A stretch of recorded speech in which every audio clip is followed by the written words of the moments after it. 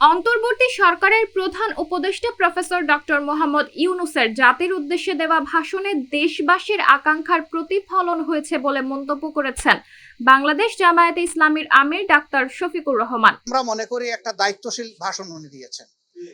তিনি বলেন, আমরা মনে করি প্রধান উপদেষ্টা একটি দায়িত্বশীল ভাষণ দিয়েছেন। এটা দরকার ছিল। জাতির সামনে আশা জাগানিয়া কিছু কথা শোনার প্রয়োজন ছিল। তার বক্তব্যে এটা প্রতিধ্বনিত হয়েছে বলে মনে করি। তবে এটাও ঠিক, এই প্রতিধ্বনির মাধ্যমে আমার আকাঙ্ক্ষা পূরণ না হতে পারে, অনেকজনের আকাঙ্ক্ষা পূরণ নাই হতে পারে। তবে এটা ঠিক যে এই প্রতিধ্বনির মধ্যে আমার আকাঙ্ক্ষা পূরণ না হতে পারে, আরেকজনের আকাঙ্ক্ষা পূরণ না হতে পারে। দেখতে হবে সামগ্রিকভাবে সারা দেশবাসীর আকাঙ্ক্ষার প্রতিফলন হয়েছে কিনা। আমরা মনে করি হয়েছে।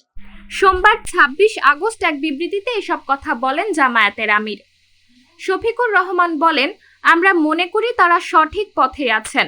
তারা সঠিক পথে থাকলে আল্লাহ তাদের সাহায্য করবেন, দেশের জনগণও তাদের সাহায্য করবেন। তিনি বলেন, গত ৫ আগস্ট একটি কাঙ্ক্ষিত পরিবর্তন এসেছে।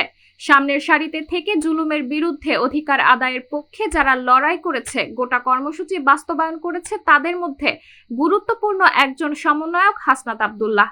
গতকাল রবিবার একটা বাহিনীর কিছু লোকেরা সমস্ত আইন কানুন ভঙ্গ করে গায়ের জোরে সচিবালয়ে ঢুকে পড়েছিল। তাদের উদ্দেশ্য খারাপ ছিল।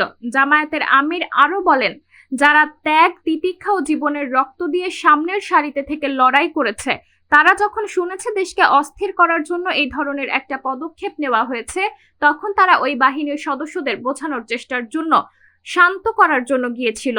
তখন এই বাহিনীর লোকগুলো তাদের গায়ে হাত তুলেছে, মারধর করেছে। এক পর্যায়ে প্রতিরোধের মুখে ওই বাহিনীর সদস্যরা পালিয়ে যায়। ওই সময় হামলায় হাসনাত আব্দুল্লাহ সহ আরো অনেকে গুরুতর আহত হয়েছেন। সাবরিনা জলিল, সবার কথা।